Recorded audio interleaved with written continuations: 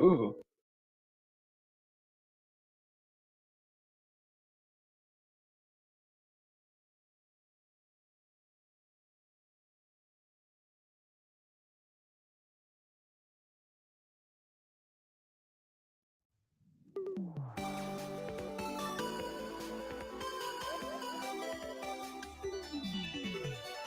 The Indie Game Lunch Hour.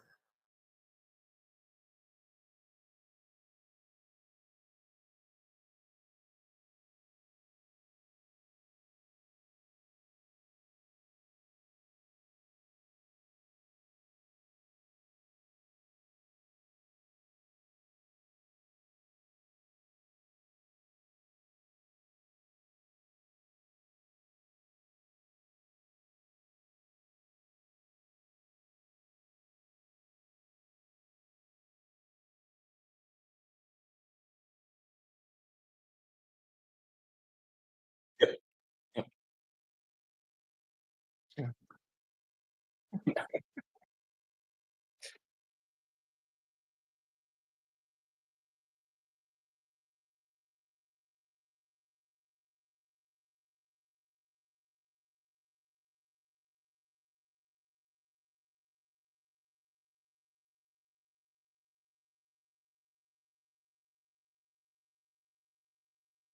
yeah. Well, let's see. Thank you for having me as well. It's 11 Central Time. I'm on that Midwest time zone. So in about an hour, I had an apple to start before we kick things off. And then yeah, and then I've got a really cool landlord who drops off Costco stuff in our basement. We share a basement unit, so he gave us a whole rotisserie chicken. Um, so I'm not going to eat the whole rotisserie chicken, but we'll reheat some of that. So maybe some mashed potatoes, kind of a nice winter vibe. So yeah, that's what it's going to be.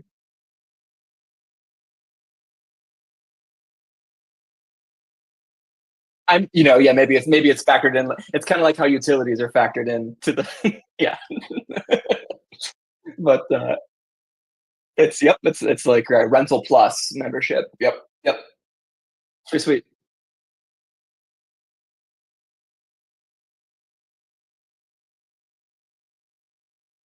Same.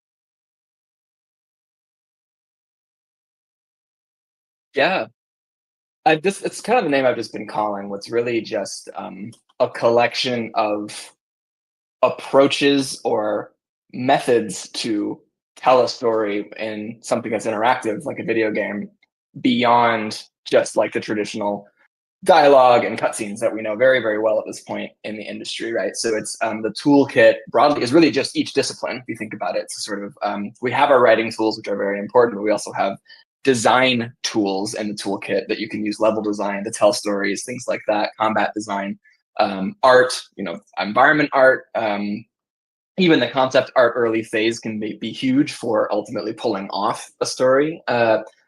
And then you've got your engineering tools as well at the end, like things like systems can help tell stories as well. And so that's kind of in my head, I think of it as a suite of like, you bring this toolkit with you as a narrative designer to every project, and you're not always going to be able to use each of those tool sets, so to speak, but it's important to try to remember that they're there and look for opportunities on each project for, oh, you know what? This game, The Last of Us is an example, right? Where it's like, we have the plot of The Last of Us, where this happens, then this happens, then this happens. But every story that might be the plot of that story, but there's also lots of themes surrounding the story of The Last of Us beyond just like the father daughter relationship. There's survival and like what would you do to survive, all that kind of stuff. You could explore a lot of those other themes as well through some of the tools. So yeah, that's the high level view, I'd say.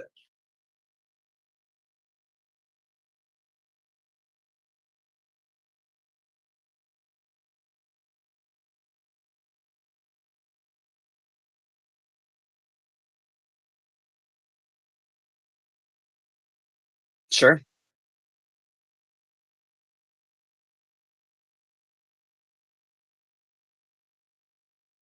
Nice. Okay. Am I freezing for folks in the chat as well, or am I looking pretty fluid? Because we can definitely go cams off if we need to. Sure. Oh no.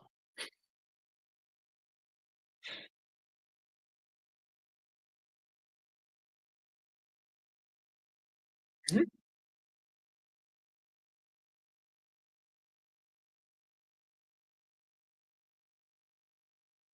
Yes. So I was bitten by a radioactive narrative spider. I don't know. I didn't have that planned. So yeah. Ooh, that sounds really cool. Raven's too cool for me, probably. But yeah. So I've always kind of since I was a kid, like my mom loves to bring up the anecdote that in preschool I was even designing games. I like made some game called Puppies that got so popular in my preschool class that my teacher, who probably was working really hard on her lesson plan, right, that just got blown out of the water because this kid, all the kids wanted to keep playing puppies, so she had to like say like puppies are canceled today. We're not playing the puppy game. Like so, my first game got canceled, gang, from a from a young age, I guess. Now, yeah. So that's true origin story. I guess you really want to go way back, but yeah, I've always been fascinated by stories of all types, and saw a lot in like the characters that I loved growing up. But fell in love with games from a young age too, and then but really actually when it hit like the college years, I didn't know really what I wanted to do. So I was looking into education because I did love. I had one of those cool social studies teachers, right? That most people I feel like have some cool teacher they connected with. I explored social studies, and was actually pursuing education and becoming a teacher in undergrad here at UW Madison here in Wisconsin. It's back in 2011, 2012. And then just by chance, a friend of mine who was an engineer, he was working at a small little educational game studio that actually was here in Madison. So that at the time, that was kind of a growing bubble, a little bit of just educational games. So there had been some professors way from the East Coast that came to Madison that kind of started doing that. So I got my first gig. I did a game jam actually with some people on the weekend. And I was actually starting off in audio. I was messing around with lots of audio stuff at the time, trying to become one of those like bedroom producers or whatever they call it. And yeah, I essentially got a couple paid contract gigs from that because I got to know everybody and they were like, hey, this person's cool. And so over those next few years, as I got my teaching background, I was continuing to pick up like educational game work and getting more and more into that. So that was really cool. Like these two things were happening in parallel. And I was like, you know what? Games can be used for learning. There's so many fundamental principles of education and learning that just are in games, right? A lot of game design, I would argue, is just teaching, teaching the player. So I went off, I started my teaching career very briefly and then made a big pivot. When I was out on the East Coast, there was a grad program I was made aware of at the Harvard Graduate School of Education. There was a certain sub program that's called the Technology, Innovation, and Education Program. So I'm like, oh my gosh, technology and education. Maybe I can bring these things together. Did that, and then that's kind of where the needle moved for me, where I'm like, you know what? I just truly love games and I want to work in them. And I want to start maybe really, earning my stripes, so to speak, in that AAA level of just like let's make some things, ship some things. So that's when I pivoted over to design. I'm doing the podcast extended version of my origin story, by the way. I hope it's okay. Like I know we've got a little bit of time.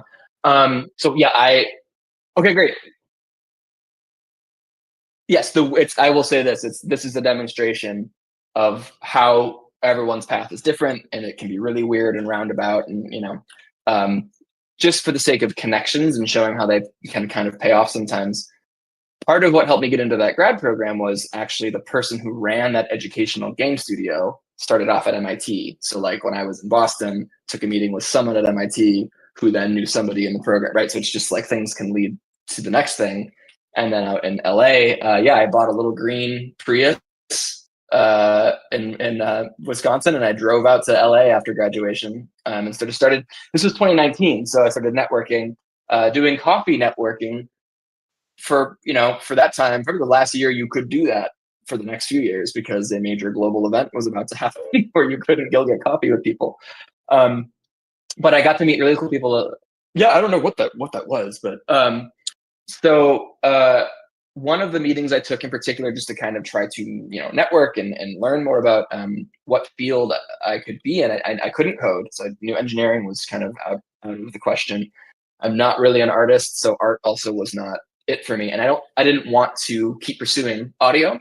Um, I really just didn't. For me, it was not something I saw myself doing full time as a career path. So design was kind of the remaining realm. So I took a lot of meetings to try to meet with anybody I could to learn more about game design. And probably the most fundamental meeting I took that really helped was at the time I think he was game design manager at Sony Santa Monica. His name's Mike Ellis.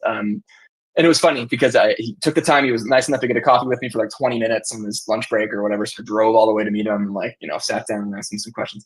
He was the one to break down all the sub disciplines of design for me for the first time, right? There are, at least in AAA, there are combat designers, there are level designers. And then he said, and then there are something called narrative designers. And I was like, whoa, wait. What's that one? Like, tell me more about that one. And he's like, well, it's kind of a newer discipline.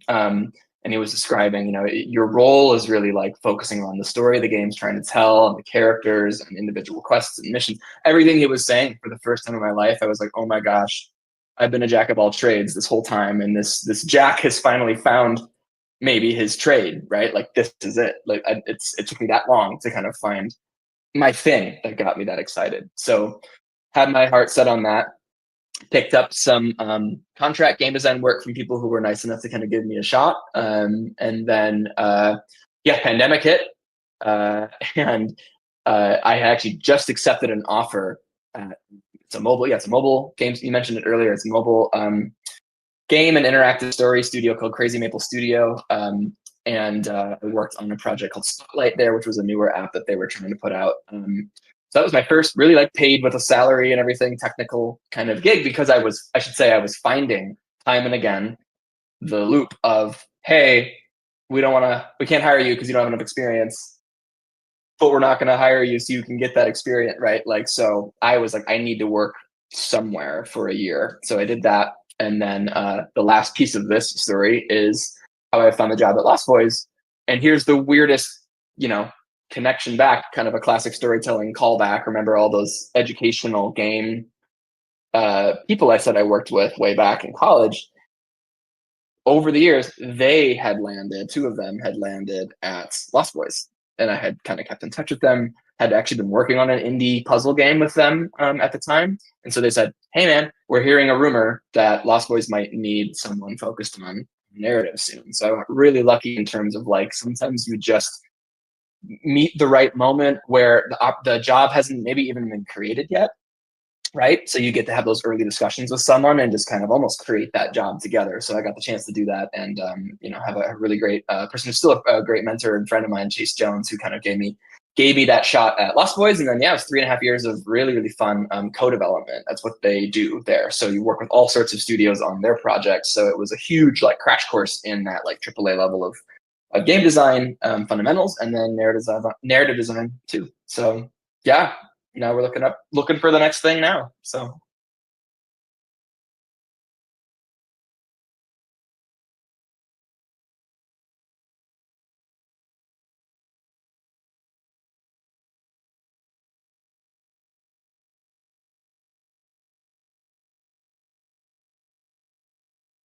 nice.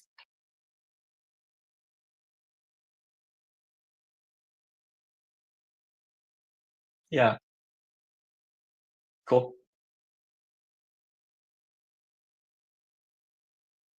Yeah. Oh, yeah. Yeah.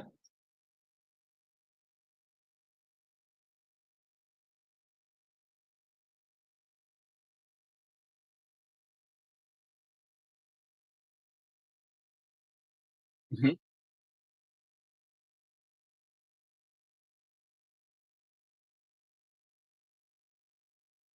Mm.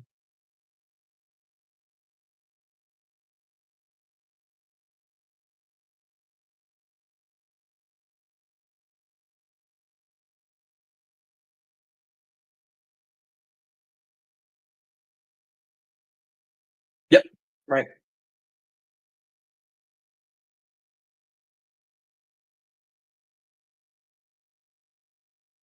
like changing your major in college. If you go to college, oftentimes you change your major at least once, right? That's always the joke, at least. Yeah. So. Yep. Right.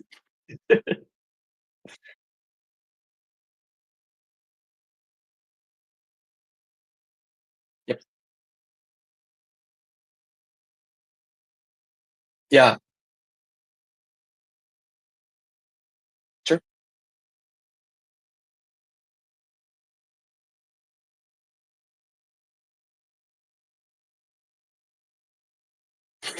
Yeah. Right.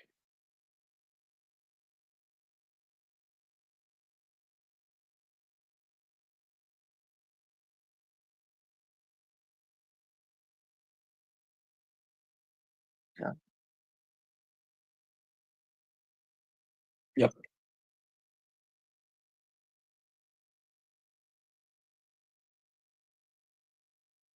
100%. Like every word you said, as Luke Skywalker would say, I'm going to flip his quote. Every word of what you just said was right, in my opinion. Yeah, it's like they're like plants, like any other relationship, and you want to treat them like an actual relationship, not this transactional thing, because people can smell that from a mile away too.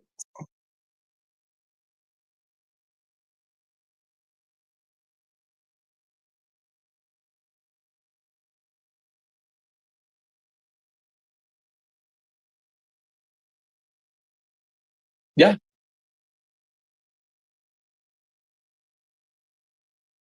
Yes. Right. And if you meet somebody to, even if you may not feel like it, this is actually a pro tip I heard once from someone who works in Broadway as a Broadway actor who was just kind of like they at the time were working with big stars, right? It can be very intimidating. You're like starting off, and you have to just be in that room and kind of consider yourself the same, even if you don't feel like it at all. Talk to them as an equal colleague, right? And so, similarly, if you're talking to somebody who's been like a 10-year veteran or more in AAA or whatever studio, you know, you obviously still want to open up and ask questions and things like that, and like come from a place of assuming that you're here to learn, but also have that confidence of like you've studied this craft, whatever that niche of yours is, and you have your own thoughts and opinions as well. So,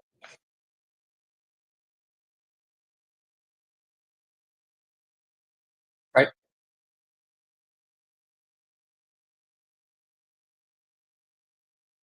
Yeah.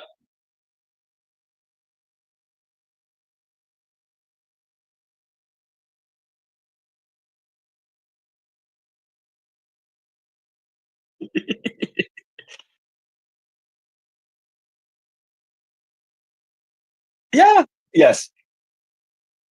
Oh yeah, conferences are like so overstimulating, right? Like there's at least one moment in whenever I go to one where like my whatever, haven't eaten in a while, whatever, and you just get that like, your nervous system is like, hey, take a breather. Like, you know, yeah.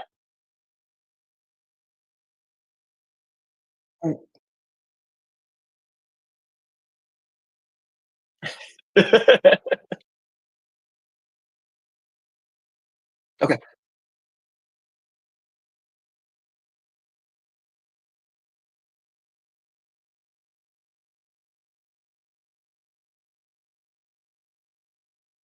Mhm.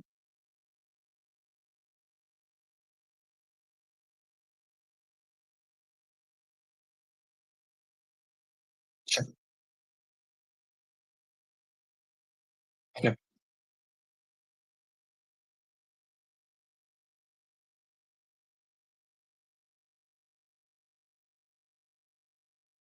Yeah. Right. Yeah. So that process I showed at the most recent MDev, and hopefully I think that talk will come out at some point. I think they said they're going to publish it, so I'll be sure to let you know if that comes out. That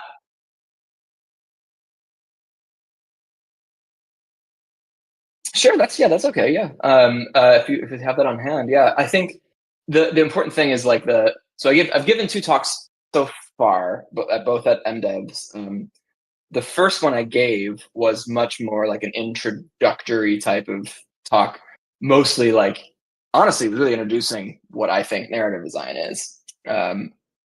But with that, it was basically packaged in this storytelling toolkit, right? So the first talk went chunk by chunk through each of those disciplines that we talked about at the beginning, where you've got, okay, you have your writing tools, right? In case you didn't know, you've got things like barks and full-blown cutscenes, right? Lore, things like that. Those are great, powerful storytelling tools. Here's some pros and cons, things to be mindful of about those.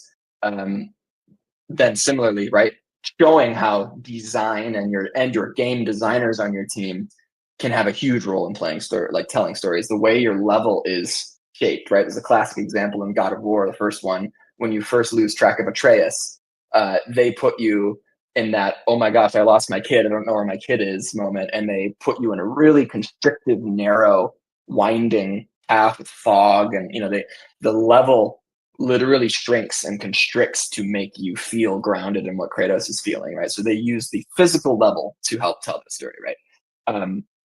Then it talked about art tools, again, environmental storytelling we're more familiar with, talking with your artists about not the story of the mission, but the story of the space that mission is taking place in, right? Things happened in this space long before the player ever got there, right? So how do we kind of layer that in as well? So art can be used as a storytelling tool. And then the last one is, systems.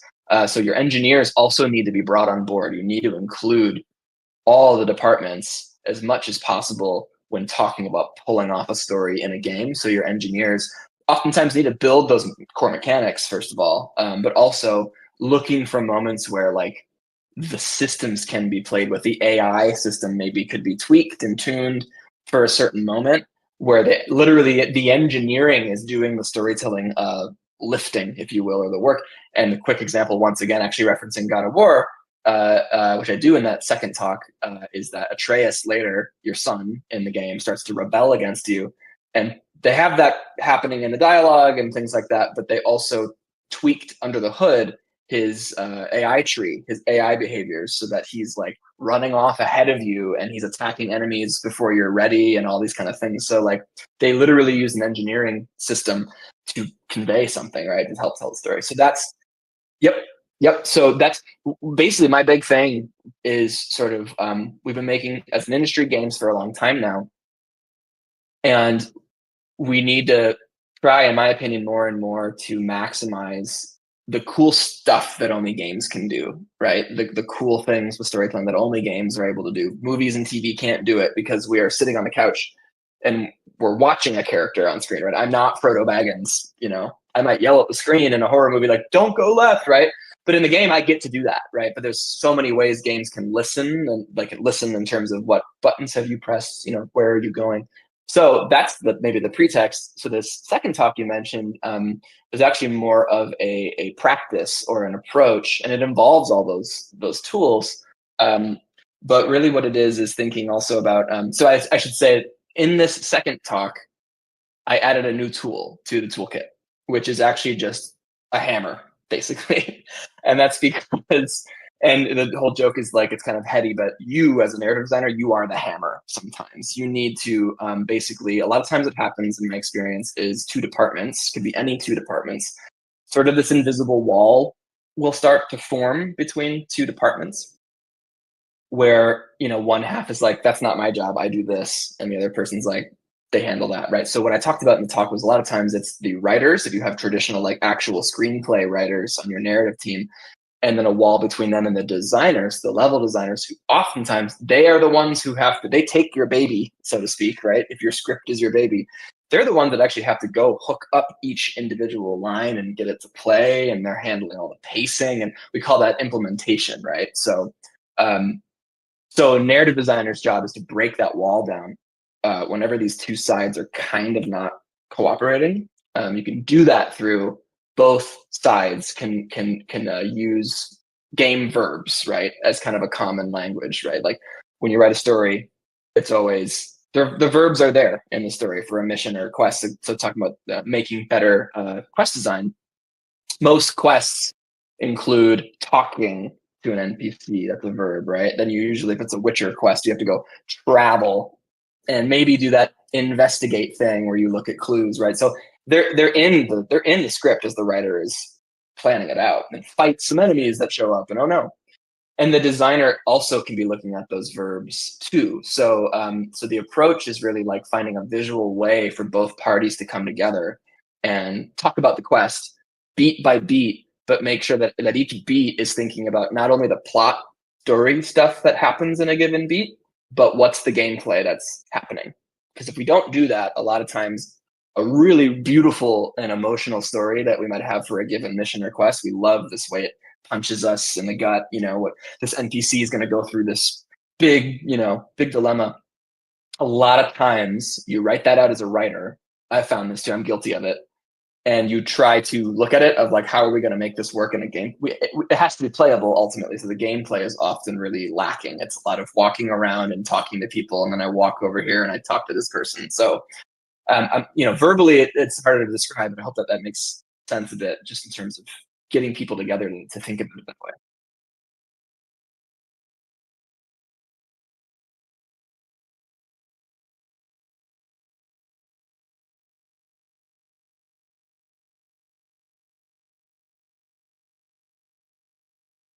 Yes.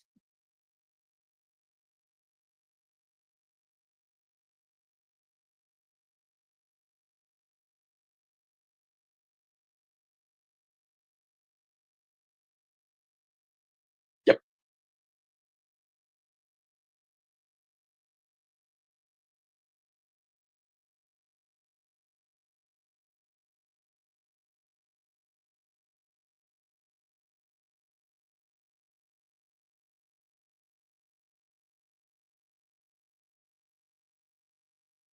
Yeah.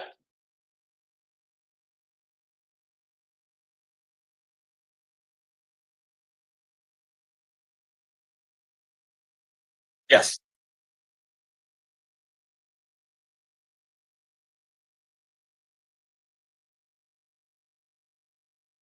Right.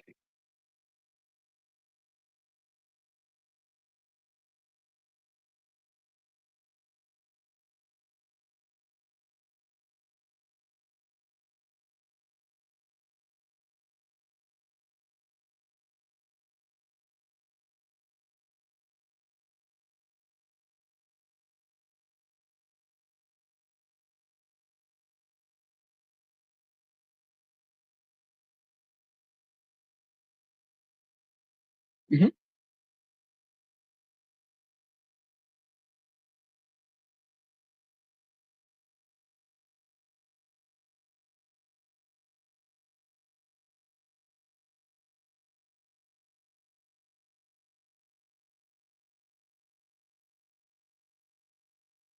Yep. Yeah.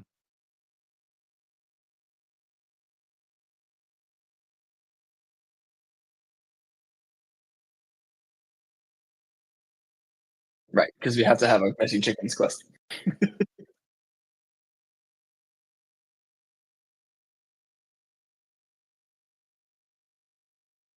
Yeah. Yeah. Right.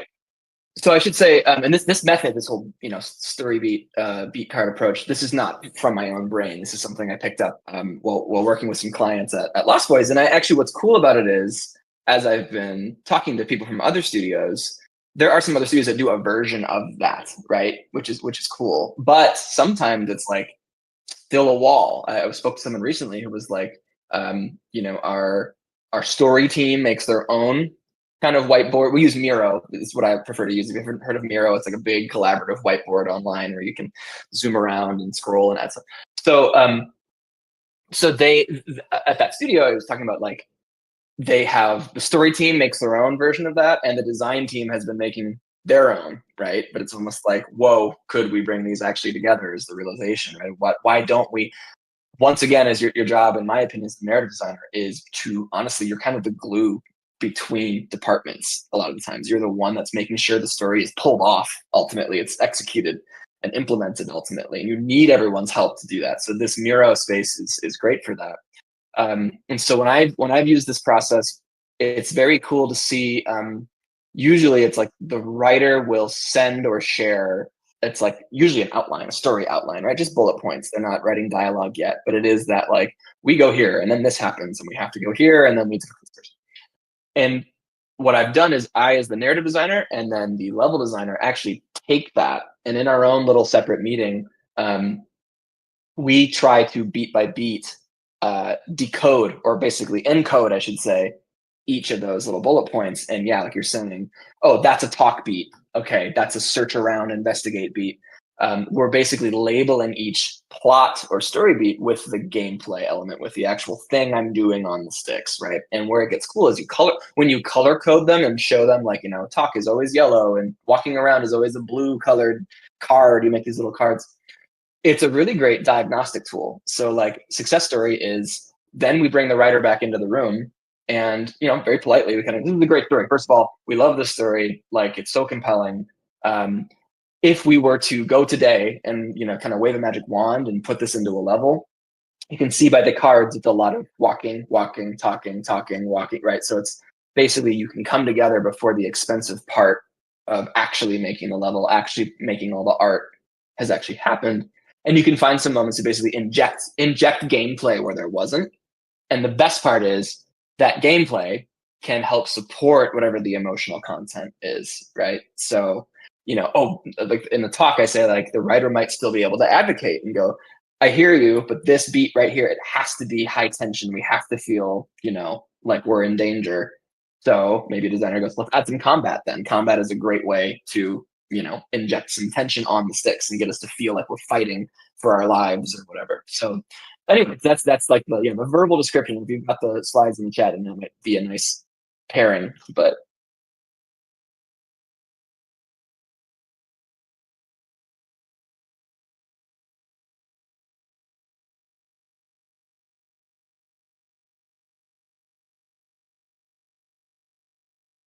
mhm,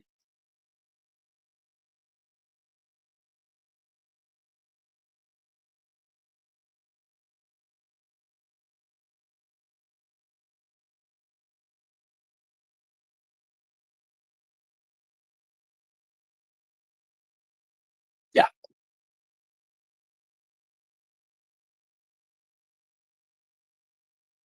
hmm, right,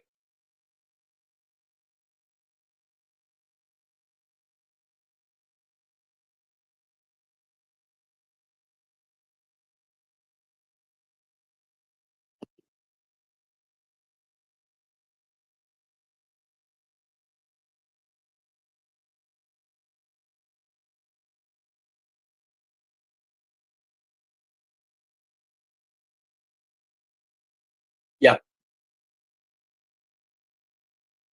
yes. It's a great. The making them bite sized like that is key because another reality of any type of job, but even game development, people often don't read like if you write a 10-page outline, you can't expect everyone to have the time to read that entire thing. So the educator in me, right, is sort of like, has everyone done their homework, right? Is everybody because storytelling in games, yeah, yeah, exactly. So like because storytelling in games is such a collaborative effort, you literally need 4 or 5 or more other people's talent to pull it off. You have to make sure that they've been onboarded to the story, that they know it, right? At least to some extent. So the last point I make, and so the beat cards make it easy, like you're saying. There's like, okay, cool. I can like comic book style read through this mission in 5 minutes instead of 20.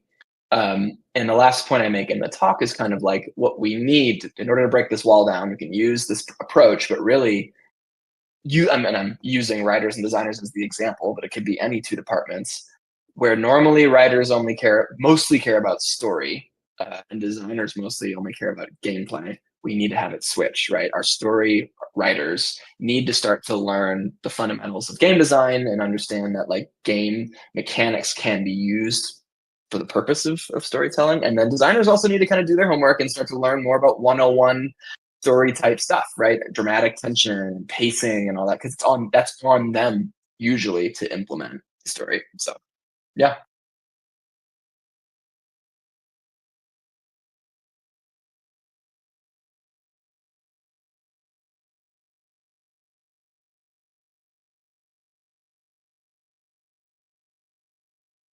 Mhm.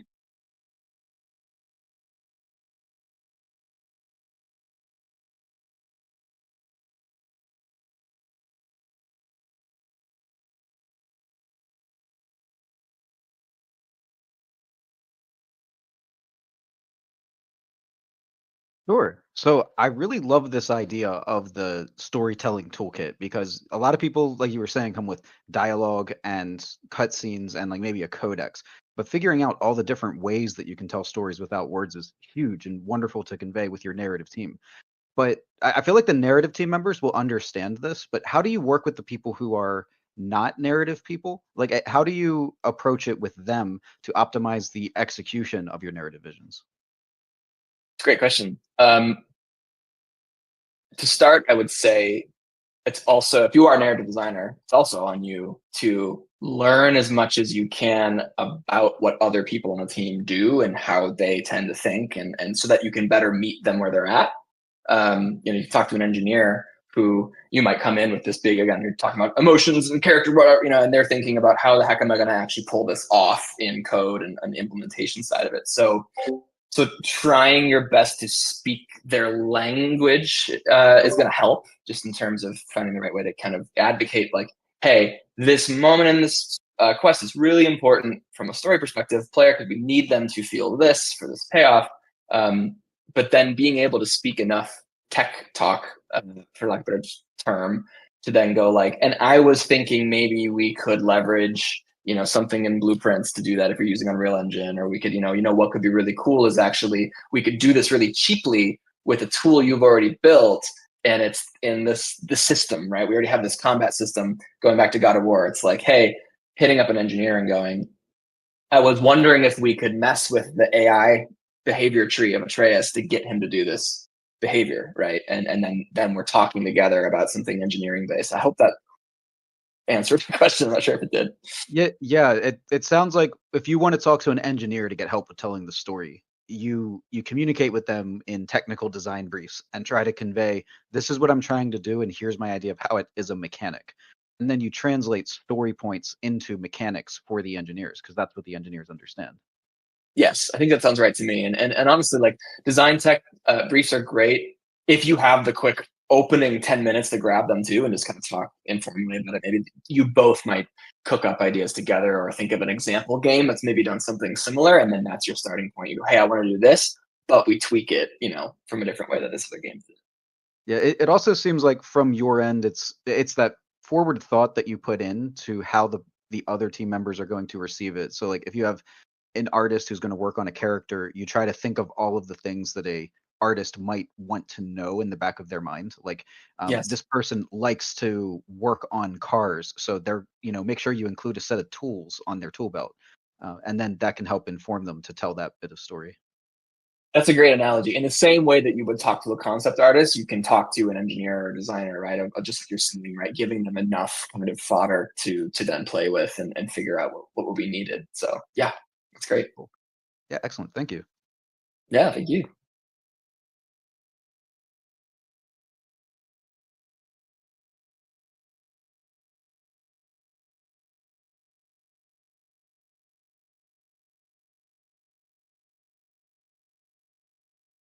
Mm.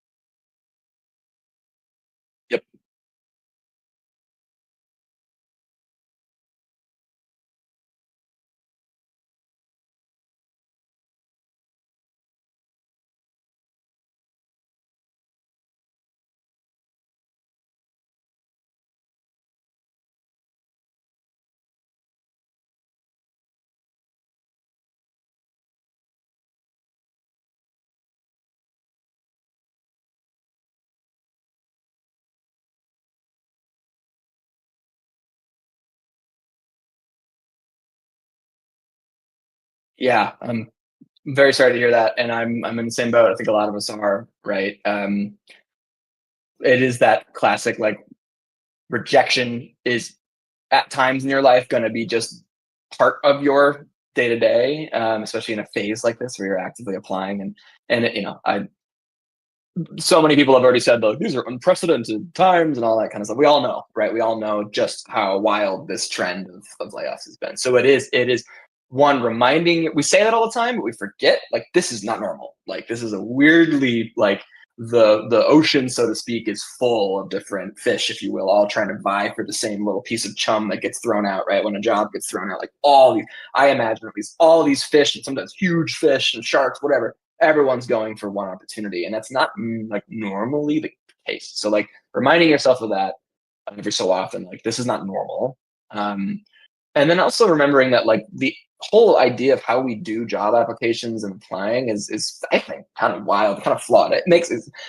I understand it because there's so many people to go through and try to give consideration to.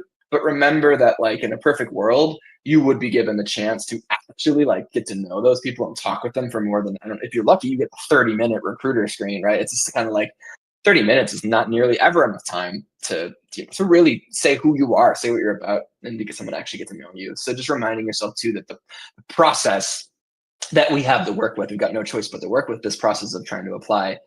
If you get rejected, remember that like you don't know the actual reason why they did. A lot of times a job gets posted because they have to post it and they've already got the person lined up internally or something who's going to get that job, right? So it's not always, often it's not very frequently a reflection of we didn't like you specifically, right? And remembering that like they didn't even get the chance to maybe get to know you actually, right? They had no choice but to judge you off of a one-page PDF, and that doesn't fully show who you are. I'm not sure if that's helpful because it still stings, but yeah.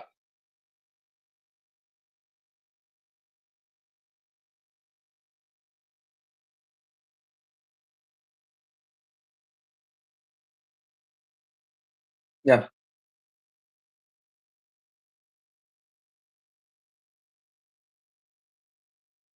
Mhm.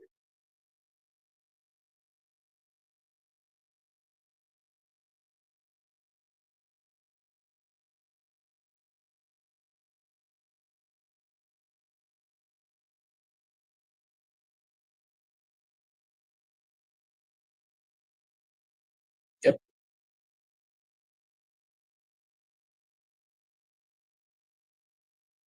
Right.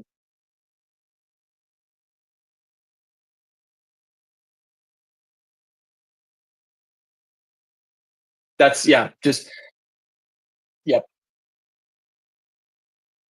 Yeah. Yeah. No. And a lot of you already. I mean, if you're in this academy, you're already doing this too. You're pursuing your own creative work, which is just as legitimate as any other, right? And so like doing the craft, you can do that regardless of being with a certain studio or not. And so that all still counts, and it's extremely relevant when it comes to like if you're doing the AAA thing. I have a portfolio I need to show. Like you're building and collecting. It's all additive. It's all positive movements you're making.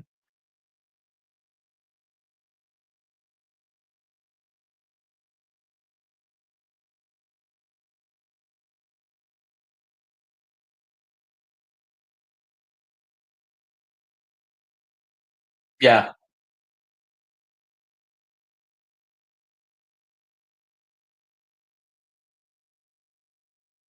So that one quick metaphor that my one of my very close friends gave me when I got the news I would no longer be at Lost Boys was this kind of you might feel like you're on an open ocean, like when you open Subnautica, if you played Subnautica, right, it's all horizon, there's no landmarks except for the massive spaceship. You're on a raft right now in the ocean. You do not know where the closest island is, so you need to start rowing. But that island could be 100 days away. It could be 3 days away. You have no idea. That's how the ocean works, right? Like that much distance. But as long as you're touching those oars at least a couple times, even if it's just you applied to one job or did whatever thing, that's still moving you towards that island, whatever that's going to be. So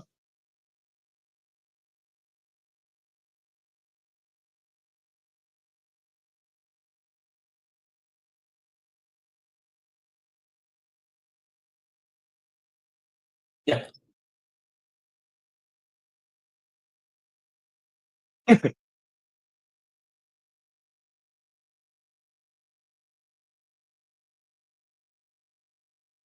Sure. Tips I have. I think we mentioned it really early in this, but just one, just being, in case it hasn't been said, like being genuine and being your genuine self, even if it's your kind of like LinkedIn, voice that you're using, that's fine, your professional self. But the biggest thing is I think, like, like I said earlier, people can smell from a mile away if you're kind of just trying to hit them up and going, hi, can you get me this job I just saw posted, please? Or like, I don't know you at all, you have no sense of rapport.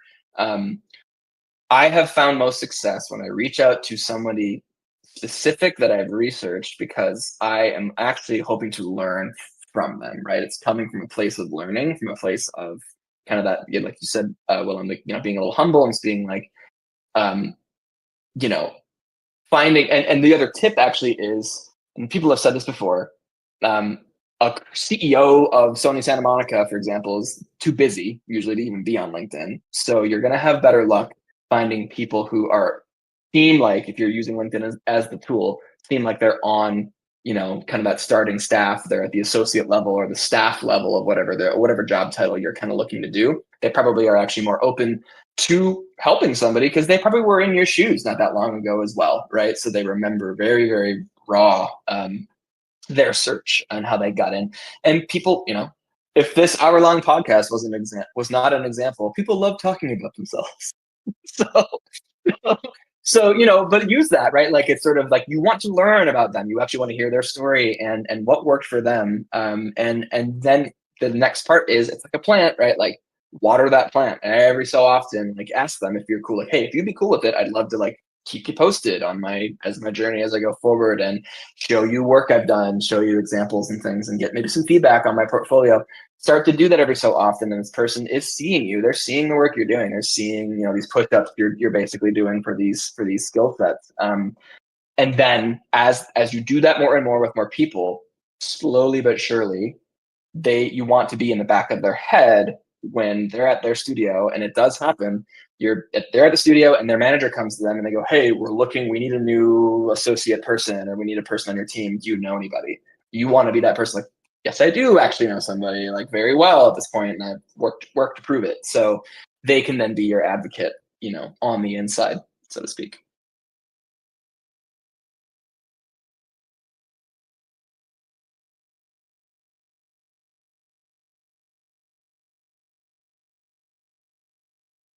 Yeah.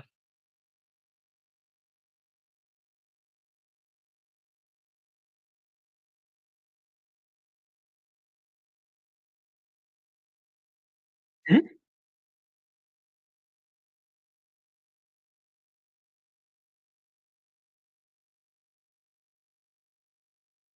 Right.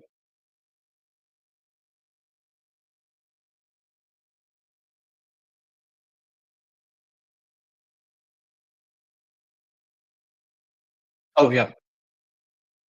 Mhm.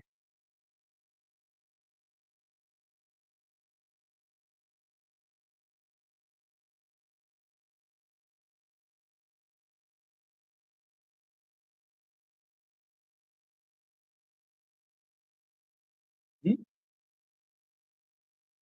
Right. Yep. And oftentimes can be the one who actually gets to say something, advocate for you, right, on that team. Yeah.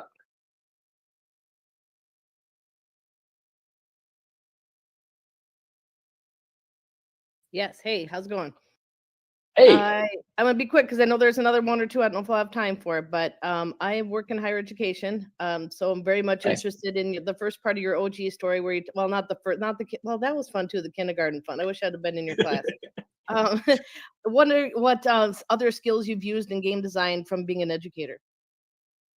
Oh yeah, great. I guess, yeah. For the sake of time, I've said this recently. I'm amazed at how frequently I use education fundamentals in working with people and talking to people. As a game designer specifically, like, I use terms like scaffolding, right? I use terms like prior knowledge. I use all these kind of really good, like, education teacher terms. Zone of proximal development is huge for games, right? Like where are players starting from mechanically, and how do we slowly build them to a more, a better state of autonomy, or competency is maybe the word I'm looking for. So yeah, as you can see, extremely relevant. And so in interviews and things like that, do not be afraid to, like, with authority, pull that out, right? And state like that it is absolutely relevant that you've been in education. That's so wonderful, and I'm so glad to hear that. That I'm just pumped now. Thank you so much. Good. Yeah.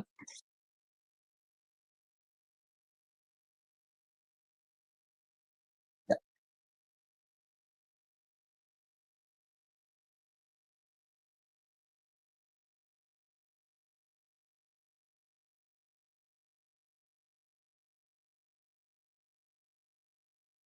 Nice.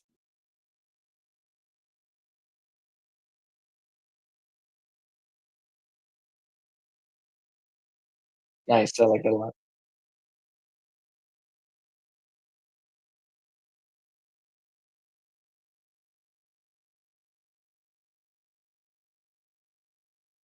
Yeah.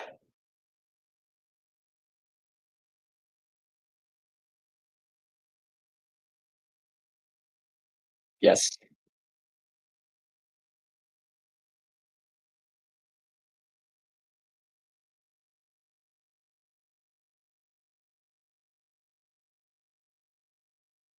Mhm.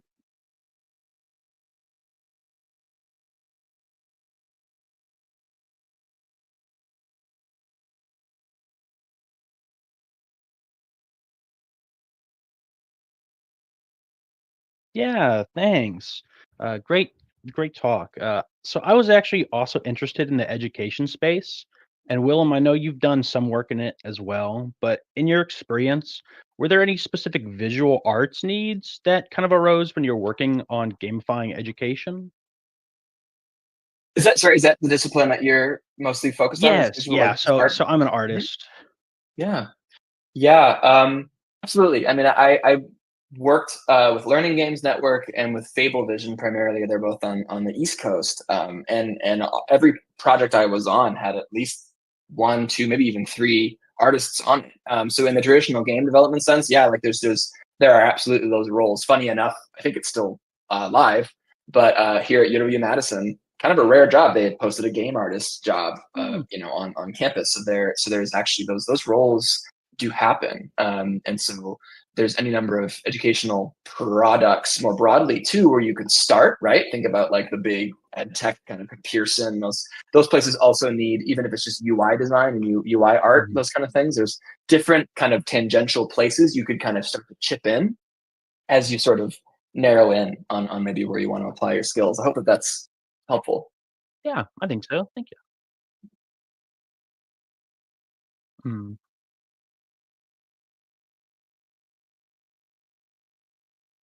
Yeah.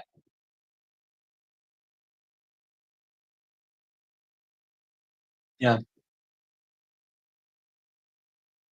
Yes. Cute animals, and yeah, That's yeah. So true. that's the button press thing is huge, right? You think about your end user is going to be mostly a child, so like iPad usage and all that kind of stuff. If you Yeah, could yeah. show user flows and things like that, that would be really massive. And then if you can ground it in some of your educational background, where it's like this design was, fueled by blah blah blah theory, yeah, that could be huge. Right. Gotcha. Yeah. Thanks so much. Hmm. Thank you. Okay. Okay.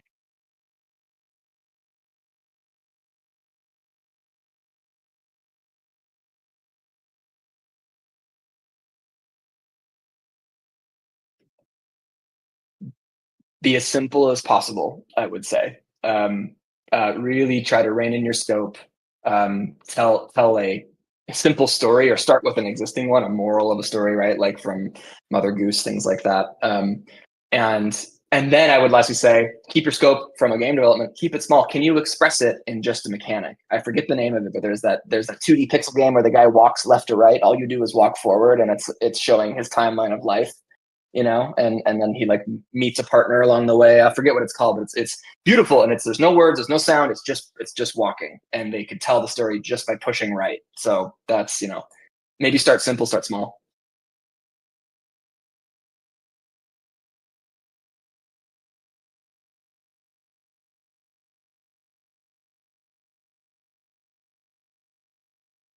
Mhm, yeah, yes, yeah,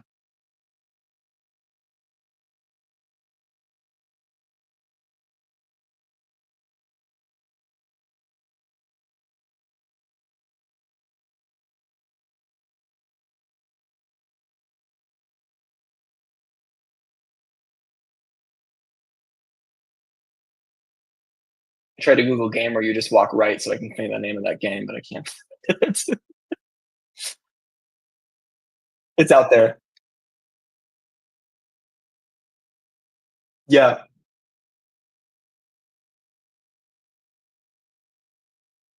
sure.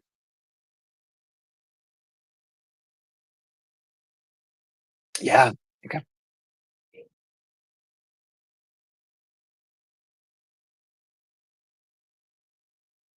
okay. Um, if we want to fill it to an hour, I will expand it. So what I was going to suggest is now that we talked about the toolkit, right? All the ways that stories can be told, not dialogue and not cutscenes. You can, can still those are still very important, but look at your library of games you have, indie games or otherwise, and just think about them or play through one and see if you can detect as many as possible other tools that were used, right? Environmental storytelling. Did they use a system to tell a story? Was there a really cool level design trick they did to get me to feel a certain? Because remember, stories can be small. When I say stories, they don't need to be a 3-act, 30-hour campaign. Like small stories, small moments of expressing a theme. I would say just go back to the games that you really enjoyed and but study it with this maybe new lens, narrative design lens, and see what you can find.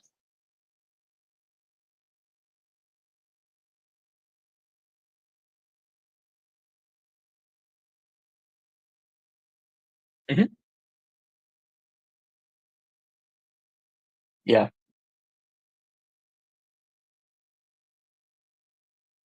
that's great. Yeah. Yep. Like that a lot.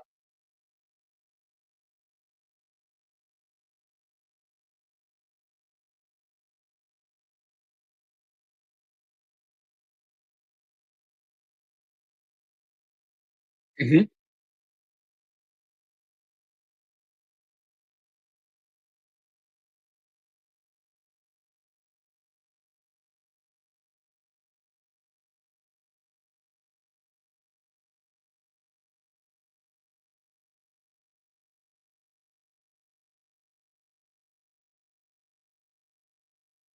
Honestly, at this point, we're near the end of the year. Just keep going.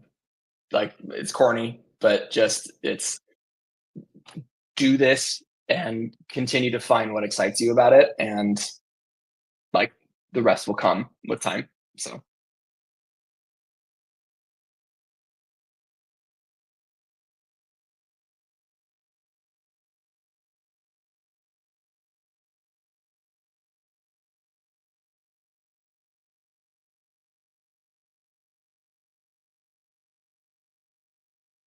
the game is better. Yep, totally. It's hard. Yep. Yeah, totally. Thanks for having me, gang.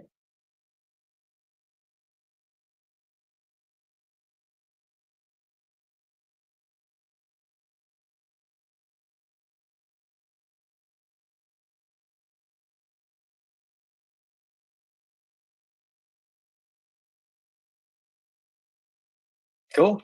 See everybody. Bye.